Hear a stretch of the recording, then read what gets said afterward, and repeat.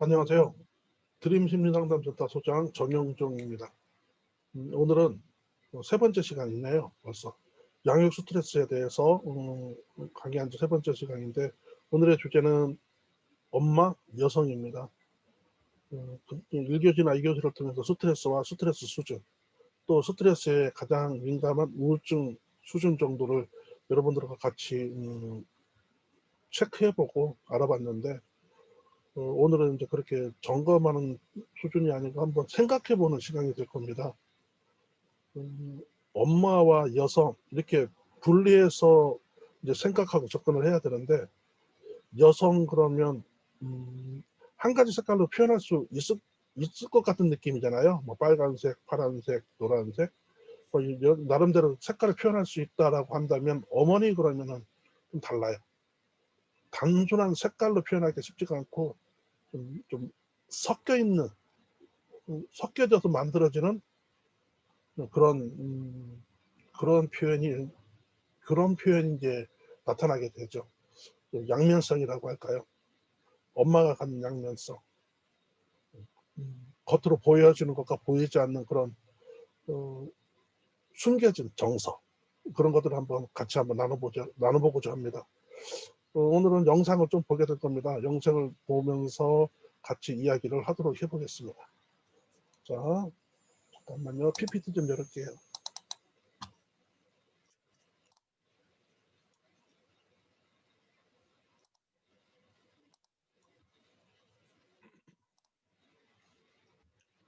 엄마의 스트레스. 제가 이렇게 표현을 했어요. 지금 PPT 자료를 보시겠지만, 왼쪽은 가부장, 우측은 핵가족, 이렇게 표현이 되어 있는데, 여러분들 엄밀히 말하면 우리나라 문화는 핵가족 문화가 분명히 보여지는 것도 사실이지만, 기본 기전은요, 대가족이에요. 무슨 뜻이냐면은, 같이 꼭 뭉쳐서 사는 게, 한 장소에 모여서 사는 게 대가족이 아니, 그런 의미로 말씀드리는 게 아니고, 정서적인 대가족이라는 얘기죠. 정서가 끊이질 않아요. 여러분들도 그렇게 이제 생활하시면서 많이 경험하시겠지만, 우리 부모와의 그 정서적인 관계가 유럽이나 미국 같이 거리가 기본적으로 따로따로 문화가 아니거든요. 연결이 되고, 지금도 문제가 있으면 엄마나 보호자에게 연락을 한다거나 상의를 한다거나 도움을 받는 일이 너무 자연스럽습니다. 내가 무슨 어려움이 있어서 부모에게 도움을 받는 것 자체가 나쁜 건 아니죠. 근데 서구 문화권에서 사는 젊은 청년들이 이런 우리나라의 젊은 부부의 모습을 보면은 선뜻 이해하기가 쉽지가 않을 겁니다. 자기 문제를 엄마나 부모들하고 상의하는 건 괜찮지만, 왜 도움까지 저렇게 적극적으로 받지? 또 아니면 우리 부모들은 왜 이렇게 출가한 자녀들에게도 저렇게 적극적으로 뭔가 애착이라고 표현해도 되는지 모르겠는데, 적극적으로 저렇게 무언가를 지원해 주려고 하지? 라고 하는 걸 서구 문화의 젊은이들은 쉽게 이해하지 못합니다. 지금 제가 이렇게 그림으로 자료로 표현한 걸 잘 보시면은 이게 적절한 것 같아요. 가부장 중심에서 핵가족 중심으로 옮겨가고 있는 과정에 유모차를 끌고 있는 어머니의 모습을 보시는데, 이 사이에 있는 게 맞아요. 그렇기 때문에 가부장적인 요소와 핵가족적인 요소 사이에서 부모님들은 막 딜레마에 빠져 있다라고 표현해도 될지 모르겠는데, 좀 그런 사이에 껴있는 그런 어머니의 모습이 우리 이 안에서는 많이 나타납니다. 외국에서는요, 우리나라 아직도 유교 문화권이에요. 그래서 과거의 가부장적인 가족 체계에서 핵가족화되어 있는 현대인의 가족 구성이 복합적으로 어우러져 있다, 이렇게 이제 이해하시면 좋을 것 같습니다. 소가족 형태로 핵가족 형태로 대가족에서, 핵심은 뭐냐면, 이 소가족이 편안한 거는 뭐냐면은 이동하기가 편해서 자꾸만 추구를 하게 돼요. 기본적으로 그런 구조가 기본적으로 우리 안에는 내재돼 있죠. 전반적인 그리고 또 하나의 특징이 뭐냐면은, 남편 아내의 구조에서 부모 자녀의 무게감이 옮겨가는 거죠. 처음에 결혼해서는 남편과 아내 그 두 사람만 사니까 거기에 집중돼 있다 보니 그렇게 그 가족 체계가 무게중심이 거기에 있었는데 자녀가 나면서부터 부모 즉 남편과 아내의 개념이 아니고 부모로서 한 카테고리가 묶여지고 자녀로서 다른 카테고리가 형성이 되면서 부모 자녀 관계에 무게감을 더 느끼게 됩니다. 예를 들어서 보면은 자녀의 교육 환경 때문에 별개에서 사는 부부 적지 않게 많잖아요. 우리가 흔히 아는 기러기 아빠 뭐 그렇게. 또 어떨 때는 부부가 주말 부부가 많죠. 직장 때문에.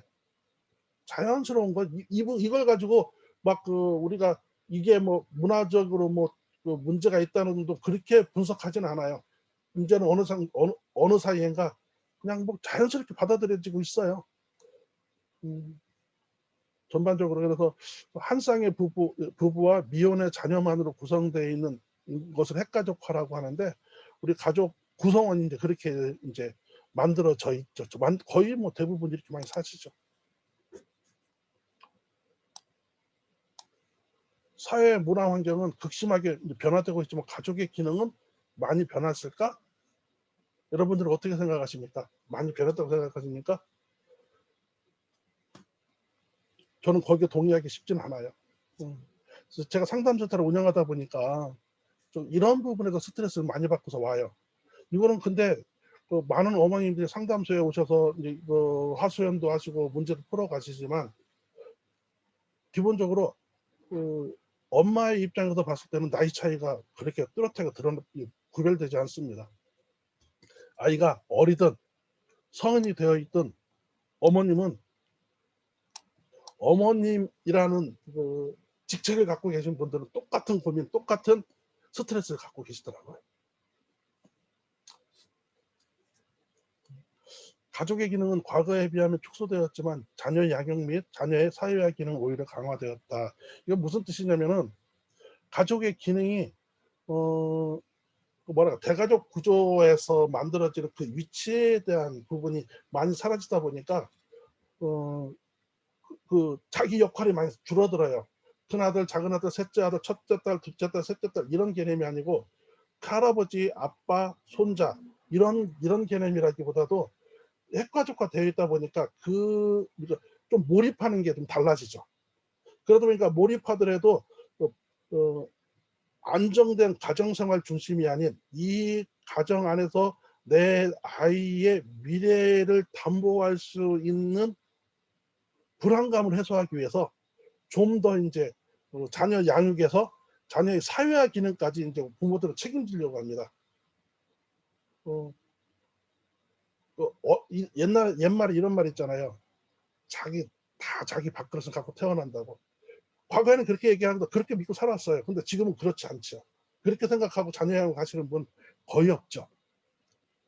어떻게 하나라도 더 가르치고 더 경쟁력 있는 어떤 그 무언가를 내 자녀에게 심어주기 위해서 정말 불철주야 노력하는 게 우리 부모들이고 특히 우리 어머님들이죠.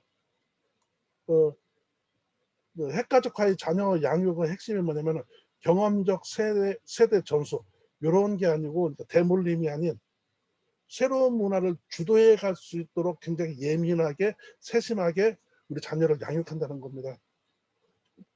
부모의 세대 전수보다는 오히려 과학적이고 전문적인 지식을 더 신뢰하고 더 그런 훈련을 더 트레이닝을 그런 것들을 더 경험하게 하기 위해서 정말 노력 많이 하시고 계시죠. 또한 이게 또 스트레스예요. 과거에 나는 그런 경험을 안 해봤기 때문에 오히려 이렇게 어떻게 보면 남들이 하니까 그럴 수도 있지만 내가 경험해보지 못한 학습 과정이나 그런 경험들을 우리 아이들한테 전수해 줄 수 없기 때문에 또 스트레스인 거죠. 그러니까 새로운 문화에 우리가 뒤떨어지지 않고 정말 우리가 사회생활에서 적극적으로 책임지는 성인으로 살아갈 수 있도록 또 자신 있는 성인으로 살아갈 수 있도록 고민하고 또 그렇게 우리 아이가 살아가기를 바라는 마음으로 자녀들을 양육하고 있는 거죠. 그냥 밥 먹는 걱정이 아닌 살아가는 걱정이죠. 삶의 질에 대한 걱정이죠. 영상 하나 보시겠습니다. 이거 끝에 제가 적당히 자를 건데 맨 뒤에 책선전이 나와요, 서적이. 근데 그거는 제가 의도한 건 아니니까 양해해 주시고 한번 이 영상 한번 보십시오. 미호는 요즘 엄마의 잔소리를 견딜 수 없다. 엄마의 마음은 무슨 생각을 안다고 잘 먹어먹고 라고 말하고 잘 먹어먹고 그렇게 하고 살도 안 하고 밥만 항상 미호가 속에서 먹어가며 밤새 토해간다. 어린이들 막상 밥상먹고 뭐라고 나가보면은 한숨 약속 잡는다고 바로 그만 라고 반복하던다. 미호는 엄마가 자신을 찾아가고 싶은 건지 도망가고 싶은 건지 전화가 있었다.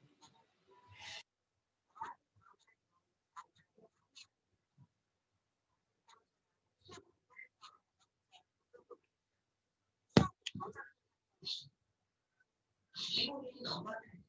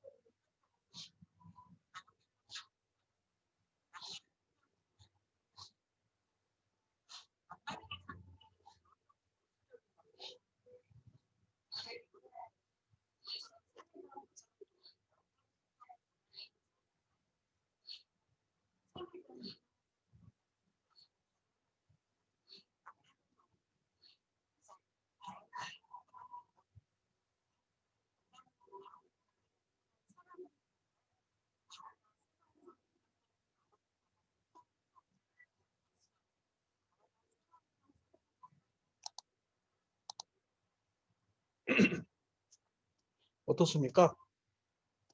이런 경험 있지 않습니까?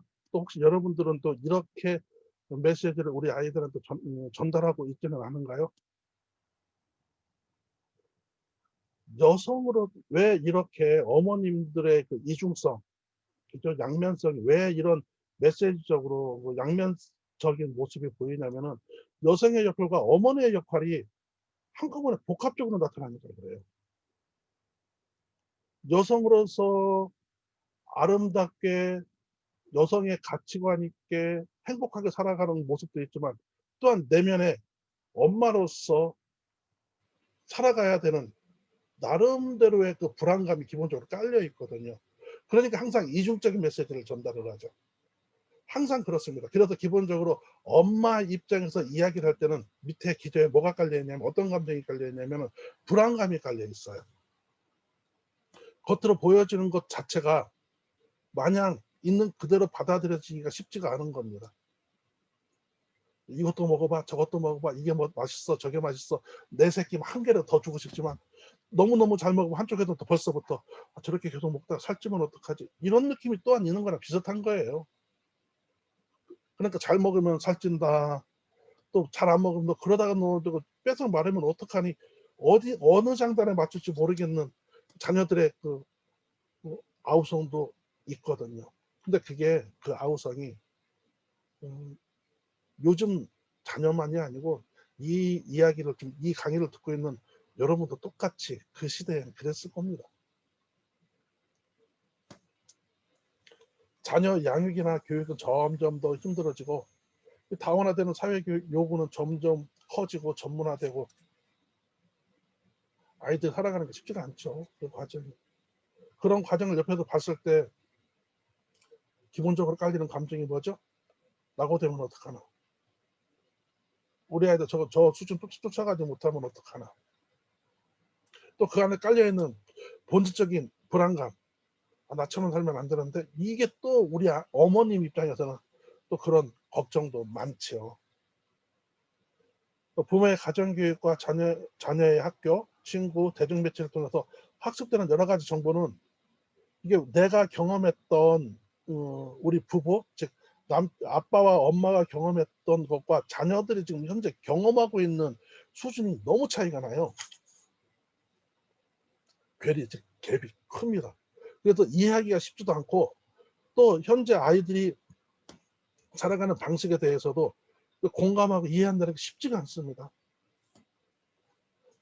여성으로서 엄마로서 겪는 자신의 스트레스와 부부 관계의 스트레스, 또 자녀 양육에 관한 초보자 자녀 양육에 대해서는 또 초보자잖아요. 그런 스트레스, 여기 부부 관계입니다. 스트레스들이 기본적으로 항상 내 주변에서 내 안에서는 떠나지 않죠. 항상 그런 고민을 하고 살아가게 됩니다. 이제 가족이라는 공간만큼 변화무쌍한 곳은 없다 이렇게 써놨는데 잘 보십시오. 이 가족이라는 틀이 있어요. 가족이 있어요. 가족 그러면 떠오르는 단어들 사랑, 애정, 따뜻함, 공감, 포옹, 친밀한 보호 이런 더 많겠죠. 제가 떠오르는 단어들이 이 정도인데 더 많이 찾을 수도 있지만 꼭 얘기를 하는 것보다 이 정도만 해도 될 것 같아서 이 정도 7개만 딱 선정을 했습니다. 그럼 이 가족에서는 요거만 있을까요? 아니죠. 사랑과 반대되는 미움도 우리 가족 안에는 존재합니다. 갈등, 냉정한 공감의 반대, 시기, 포옹, 불만, 이기적인 마음, 희생자녀. 즉 이렇게 좌측에 있는 사랑, 애정, 따뜻함, 공감, 포옹, 친밀한 보호라는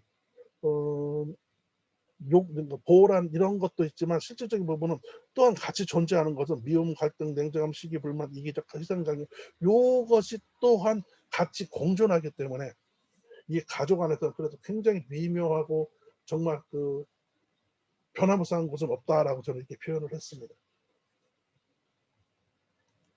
그 가족을 이끄시고 주도하시는 분이 또 엄마잖아요. 노래 한 곡 들어볼까요? 여러분들 잘 아실 거예요. G.O.D라는 그룹의 어머니께라는데 가사를 잘 보시면서 한번 들어봐 보십시오.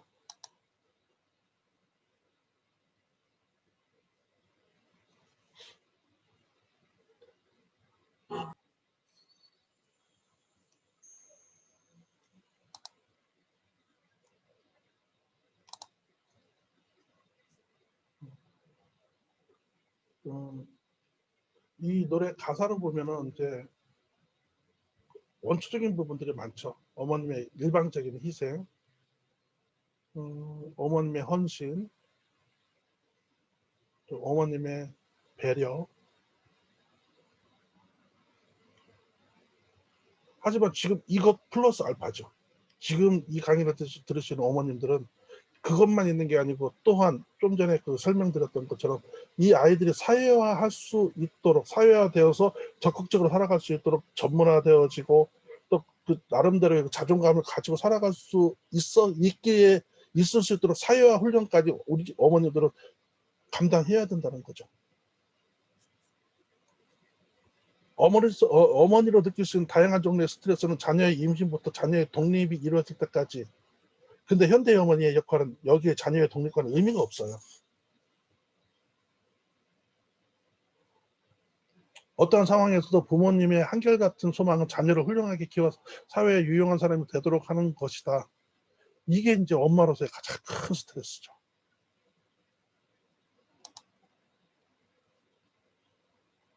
그렇다면 엄마의 영향이 가장 큰 시기는 언제일까? 기본적으로 자녀의 나이가 적을수록 부모의 영향이 크죠. 어리면 어릴수록. 특히 이제 임신 이후 또 그리고 출생 36개월까지 자녀의 양육 환경은 평생 살아가야 되는 기질과 또 성격 형성에 엄청나게 큰 영향을 주게 됩니다. 이 부분은 조금 집중해서 들으시면 좋을 것 같습니다. 임신해서 출산하고 출산해서 36개월에서 48개월 요 사이에 기질이 형성이 됩니다. 기본적으로 요 시기는 어떤 시기냐면은 뇌과학적으로 봤을 때 전두엽이 활성화되기 이전의 나이예요. 즉 전두엽이 활성화되지 않았다는 얘기는 전두엽이 확립되어지지 않고 정상 기능을 하기 직전이라는 얘기죠. 이때까지는 뇌에 기본적으로 변형계가 중심이 돼서 생각하고 판단하고 움직이게 되는데, 이때 이 시기까지요. 이 변형계는 주로 감정을 주도하고 정서를 주도하는 시기입니다. 그래서 이 변형계, 즉 변형계가 감정적으로 정서적으로 계속 반복되는 경험, 즉 이 경험이 다 감정적인 부분으로 정서적인 부분에 영향을 주면서 아이들의 기질이 형성이 되기 시작합니다. 또 그리고 그 기질이 형성된 다음에 그 이후로 전두엽이 활성화되면서 나름대로 자기 정보를 우리 전두엽에 저장하면서 그 경험적인 부분들을 귀납적으로 연역학적으로 분석하고 판단하고 움직이는 시기가 이제 성격 형성이 되는 이후 시기고, 특히 성격 형성에 가장 중심이 되는 시기는 이후, 즉 전두엽이 활성화되는 36에서 48개월 이후부터 사춘기. 이때는 사춘기 이제 가지치기라는 게 있어요. 요 사이에 가지치기를 2번 하게 되거든요. 시냅스라고 하는 부분에 대해서 가지치기를 2번 하게 되는데, 과거에만 해도, 얼마 전만 해도 요 사이에 가지치기, 그러니까 뇌에 뉴런이라고 하는 신경세포가 있는데, 이 신경세포 가지치기를 한 번 한다고 대부분 알고 있었는데, 이제 요 최근 연구에서는 어려서 한 번, 사춘기 때 한 번, 더 2번을 가지치기를 하게 됩니다. 그걸 좀 더 설명을 좀 해드릴까요?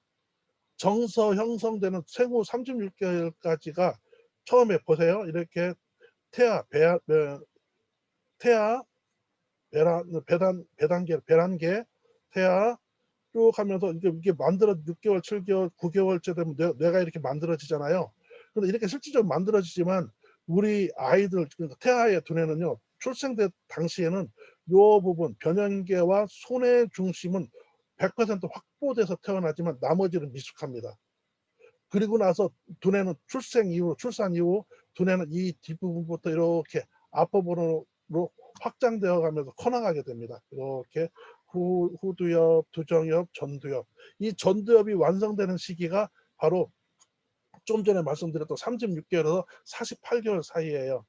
그러니까 즉 36개월에서 48개월 사이, 즉 우리나라 나이로 보면 5살에서 6살 사이거든요. 그때 우리 아이들이 미운 짓 많이 하죠. 왜 그러냐면 이 전만 해도 요 전두엽으로 무슨 뭘 분석하거나 그러지 않고 그냥 분위기 정서로 살았거든요. 엄마가 그냥 옷 잘 입혀서 나 엄마 깎아서 어디 가자 그러면 아무 생각 없이 따라가고 하지만, 이 전두엽이 활성화되는 36개월, 48개월이 지나면서부터는 어떤 경험에 대한 정보를 전두엽이 하기 시작을 해요. 그러다 보니까 어떤 경험을 하면 그 경험에 의해서 판단하려고 하죠. 고집 부리기 시작하고, 그러니까 긍정적인 경험, 부정적인 경험들이 만들어지면은 그 보상이, 어떤 보상이 나타나는지, 어떤 처벌이 나타나는지 알기 시작하고 깨닫기 시작해요. 그러니까 난데없이 막 고집도 부리고 땡깡도 부리고, 어떨 때는 그 상황에 맞춰서 재롱도 떨고, 그런 이제 여러 가지 나름대로의 판단을 갖고 움직이는데, 아직까지 생각하고 판단하는 것이 미숙하다 보니까 미운 짓 많이 하는 그런 나이가 되는 겁니다. 조금 더 보면은 가지치기를 좀 설명을 좀 해드리려고 해요. 이게 뉴런이라고 하는 그 구조거든요. 우리 두뇌에는 약 1000억 개 정도의 뉴런이 있어요. 그리고 수상돌기라고 하는 부분이 있고, 이게 종말 단초라고 하는 부분 여기 있는데, 이 수상돌기, 즉 정보를 입력받는 수상돌기가 정보를 내보내는 종말 단초가 있는데, 요 부분은 거의 입력을 받아들여지는 문이, 들어오는 문이 대충 1000개에서 10,000개 정도 있습니다. 물론 여기 정보가 이렇게 나가게 되는데, 나가는 지역 쪽도 약 1000개에서 10,000개 정도의 인출 부분, 아웃풋이라고 해야 되나요? 아웃되는 정보가 나가는 문이 1000개에서 10,000개 정도 있습니다. 들어오는 문도 1000개에서 10,000개, 나가는 문도 1000개에서 10,000개. 그래서 이 뉴런이라고 하는 것이, 뉴런이라고 세포와 세포, 뉴런 사이에 여기 이제 시냅스가 형성이 되거든요. 그 시냅스가 뭐냐면은 뉴런과 뉴런 사이에 연결되는 통로를 시냅스라고 그래요. 요걸 시냅스라고 그래요. 요걸 시냅스라고 하는데, 이 시냅스가 연결되는 통로죠. 그래서 이 시냅스가 굉장히 많이 만들어지게 되는데, 특히 이제 전두엽이 활성화되는 36에서 48개월 이후의 아이들은 너무 왕성하게 성인들보다 2배, 3배 이상의 시냅스가 형성이 돼요. 엄청나게. 그때 이제 어떤 일을 방치하면 가지치기를 한번 합니다. 쓸데없는 거, 생각 안 하는 거, 사용 안 하는 그 시냅스도 다 가지치기가 되면서 정리를 해주게 됩니다. 그때 이제 우리 전반적인 부분으로 어려서 어떤 정서를 내가 많이 경험했느냐에 따라서 그런 사용되는 정서들을 놔두고, 이거는 꼭 긍정적인 정서만 놔두는 게 아니에요. 스트레스 받고 상처받았던 그 상처받았던 경험이나 흔적도 상처가 계속 사용이 되었다고 한다면 살려두는 겁니다. 경험하지 않았던 거. 그러다 보니까 즉 경험적인 부분에서도 많이 사용했던 뉴런들은 시냅스들은 그대로 사용되고, 사용하지 않았던 걸 다 가지치기 떨궈내게 되는 겁니다. 그러니까 이제 그때 기질이 형성이 되는 거죠. 갖고 가는 거죠. 그거를 이제 어려서 상처받았던 기억들이 많으면 그거 그냥 가지고 가는 거예요. 그 시냅스 정리하면서 발달 과정에서 뉴런이 두 번의 가지치기가 시작이 되는데, 어떻게 되냐면은 아까 좀 전에 보셨던 그 그래프랑 비슷하죠. 자, 요때 시냅스가 굉장히 증가하고, 요때 또 이제 만 3세에서 4세 이후로 이제 시냅스 가지치기가 제대로 한번 시작이 됩니다. 요때 쓸데없이 사용하지 않는 그 것들은 이제 다 가지치기가 돼버리고 맙니다. 그리고서 10세쯤 넘어서 초기 성인기에 시냅스가 안정된다고 하지만, 요때 가지치기가 한번 되고, 요때 가지치기가 한번 사춘기 때 한번 더 되면서 시냅스가 이제부터 안정화되면서 기질과 성격을 그대로 가지고 가는 거죠. 잠깐만 영상 하나 보실까요?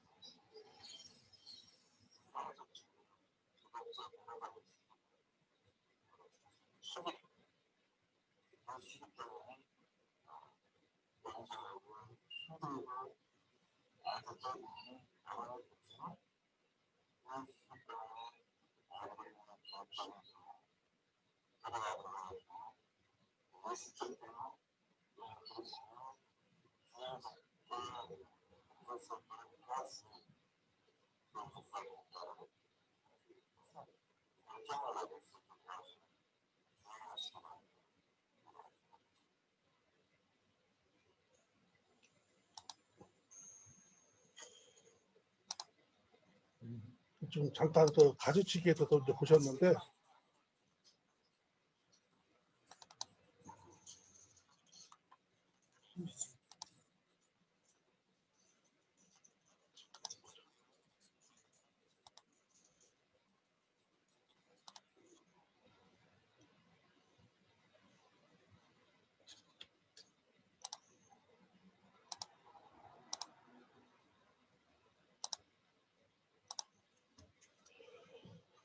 죄송합니다.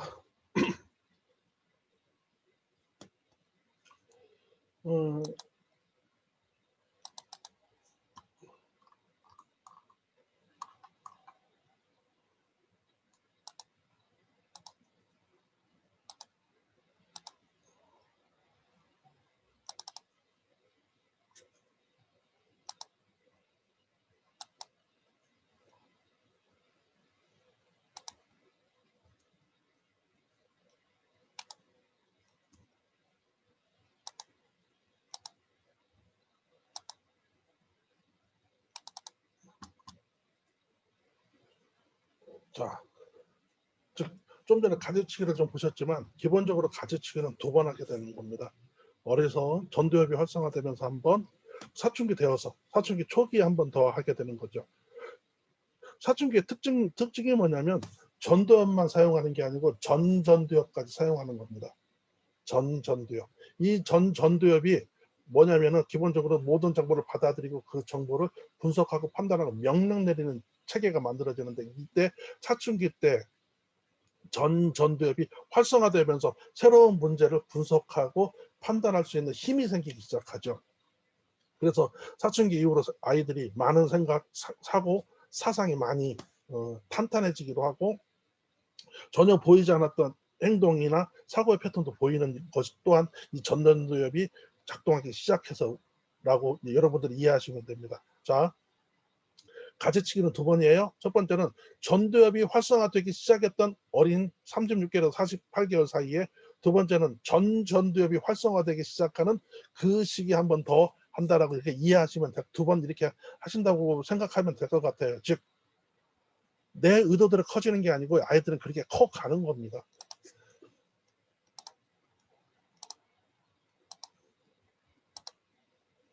자, 보십시오. 출산해서 아이의 두뇌는 여기 중심이죠. 손의 뒤쪽 중심이고, 시기가 지나면서 점점 더 이렇게 뇌는 점점 앞으로 확장되어지면서 커가기 시작합니다. 그리고 사춘기쯤 되면 전반적인 부분으로도 뇌가 활성화되어지죠.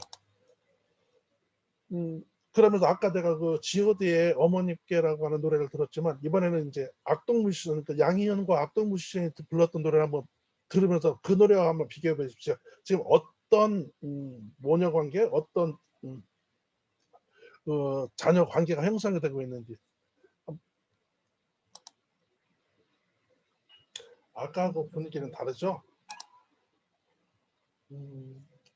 사춘기를 가장 뭐랄까 적절하게 표현한 단어들이 꽤 많아요.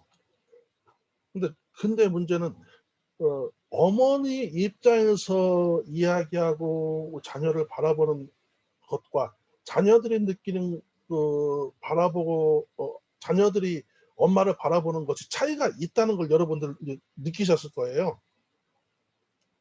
관점이 달라서 그렇죠. 그래서 많은 사람들이 이렇게 얘기하죠. 뭐 눈높이를 낮춰라, 자녀 입장에서 얘기해라, 공감해라, 경청해라, 다 이제 맞는 얘기죠. 하지만 그런 일이 왜 발생이 되느냐, 아이들이 생각하는 것이 왜 급격하게 바뀌느냐, 왜 이렇게 아이들이 쉽게 급격하게 변화 무쌍하냐, 이런 느낌에 대해서 우리가 중요하게 여겨야 되는 것 우선순위는 당황하면 안 되는 겁니다. 당황하지 마시고 차분하게 아이들 이야기를 끝까지 경청의 개념이 아니고 경청이란 것 의도도 있겠지만 경청의 개념으로 접근하지 마시고 아이들의 이야기를 아이들의 행동을 언제 어떻게 우리 아이들이 이렇게 변하는지 관심을 갖고 집중해서 관찰하는 게 첫 번째입니다. 그 다음에 경청해야 돼요. 경청의 모든 것을 해결해 줄 수 있는 유일한 방법은 아닙니다. 다음 교시 4교시 때 이제 그 소통, 의사소통 유형 경청에 대해서 잠깐 설명을 드리겠지만 경청 이전에 중요한 건 아이들의 특히 변화무쌍한 사춘기에 또 아이들이 커나가는 과정에서 어떤 변화가 있었는지 잘 보는 게 그게 먼저입니다. 그게 잘 돼야 그 다음부터 아이들을 이해할 수 있는 힘, 경청할 수 있는 힘이 생기는 거예요. 내가 스트레스 받고 불안하고 불편하고 너무 짜증이 나는데 경청이 쉽지 않거든요. 근데 여기 이제 그 다시 본문으로 들어가면 언뜻 보면 아동기와 청소년기는 공통점이 없어 보이지만 두 단계 사이에는 딱 한 가지 공통점. 쓸모없는 가지치는 계속 된다는 겁니다. 그래서 한번 가지치가 되면 다시 살리기가 쉽지가 않아요. 사춘기 이전에 받았던 상처들 그것들을 계속 가지치기 하지 않고 계속 그거를 계속 성인 돼도 계속 갖고 있으면요. 그게 상처처럼 발생이 되고 그게 기질화되고 그게 나의 부적응적인 요소로 되는 거기 때문에 특히 아이들과의 관계에서 좋은 관계를 유지하는 게 아니 좋은 관계를 유지하면 더 좋겠지만 좋은 관계도 중요하겠지만 저는 좋은 관계보다 더 우선순위는 이 아이들이 느끼고 경험하고 생각하는 것들을 충분히 표현하는 것을 받아주는 게 더 중요하다고 생각합니다. 그래서 그렇게 해서 그 시기에 해결될 문제들이 해결되고 그 다음에 자연스럽게 성숙해가는 과정을 경험하면은 자연스럽게 아이들이 성인이 되고 생각이 성숙해지는 거죠. 여러분들의 스트레스 한번 보실래요? 어떻습니까? 우리나라 게 있고 미국 게 있는데 우리나라 거 보면 여러분들 특히 우리가 자녀 문제로 인해서 발생되는 거는요 기본적으로 임신과 새가족 등장 요 정도로 해서 거의 80점, 75점 정도 되겠군요. 미국에서 표현한 거는 임신, 새가족 등장 또 개인 습성의 개조. 요게 왜 들어갔냐면은 우리가 엄마 되는 게 엄마 되기 이전에 갖고 있던 습관을 그대로 가져가기가 쉽지가 않거든요. 바꿔줄 수밖에 없어요. 의도적이든 의도적이지 않든 거기에 대한 스트레스까지 같이 들어가는 겁니다. 그래서 이렇게 보면은 임신과 새가족 등장 또 개인 습성 개조하면은 요것만 해도 벌써 100포인트가 넘어서요. 그럼 이렇게 되면 스트레스가 심각하게 받고 있다라고 표현할 수 있는 겁니다. 우리 아가의 출산과 엄마의 스트레스는 부모가 되는 것, 양육 방식에 대한 선택에 대한 스트레스, 첫 아이와 과잉 기대, 또 아기의 출산과 부부관계, 맞벌이 부부와 자녀 양육. 요 핵심 키워드는 이런 것들이에요. 항상 우리가 고민하고 이 부분을 해결하려고 노력을 하죠. 스트레스 해결 방안을 보면은 기본적으로 좀 기본적인 태도를 또 민주적으로 하라 그렇게 얘기하는데 이거 민주적인 단어보다 더 좋은 단어가 있으면 좋겠는데 그래도 제일 이해하기 편한 단어가 민주적이라는 단어이기 때문에 갖다 썼는데 부모 자녀 관계를 동등하게 본다는 개념이 아니고 충분히 아이들 입장에서 아이들이 뛰어놀 수 있는 일관성 있고 안정감 있는 공간을 만들어주는 게 중요합니다. 무턱대고 아이들한테 져줄 이유도 아니죠. 거기에는 보상과 처벌이 아주 균형감 있게 잘 진행이 돼야 됩니다. 특히 처벌에 관한 부분에 있어서는 정말 일관성 있는 처벌이 굉장히 중요합니다. 올바른 훈육 방식의 기초, 벌 대신 격려, 엄마의 감정을 솔직하게, 아이의 감정에 집중하고 일관성이 중요하고 리액션의 긍정성을 포함해라. 나분하지 마시고 놀랬겠구나 그랬겠구나 하면서 나는 그런 부분이 너무 걱정되네 하면서 내 감정을 충분히 표현해 줄 수 있는 아이 메시지를 정확하게 전달하면 굉장히 좋을 것 같습니다. 여러분 이거 잘 이해해 보십시오. 자녀의 행동이 곧 엄마의 능력이라고 생각하지 마십시오. 이건 절대로 이건 굉장히 이 오류에 많이 빠져 있어요. 최선의 부모가 되려고 노력하는 걸로 충분한데 이 자녀의 행동이나 자녀가 어떤 결과를 갖고 왔을 때 이것이 꼭 나의 능력이라고 너무 이입돼 버리니까요. 더 몰입되는 거예요. 그리고 당신이 불완전한 엄마라는 사실에 실망하지 말라. 완벽한 엄마가 어디 있겠습니까? 그냥 그 상황, 지금 최선을 다하는 당신의 모습이 가장 아름다운 엄마의 모습입니다. 아이들도 그걸 알아요. 걱정하지 마세요. 그 자녀의 행동, 부모의 거울이라는 말이 있습니다. 그것은 당신 스스로 자녀의 모든 것을 해결해 주려는 욕심이 존재하기 때문에 그렇습니다. 부모 또 당신의 자녀가 책임감을 갖고 생활하는 훈련은 작은 것부터 시작하는 게 굉장히 좋고요.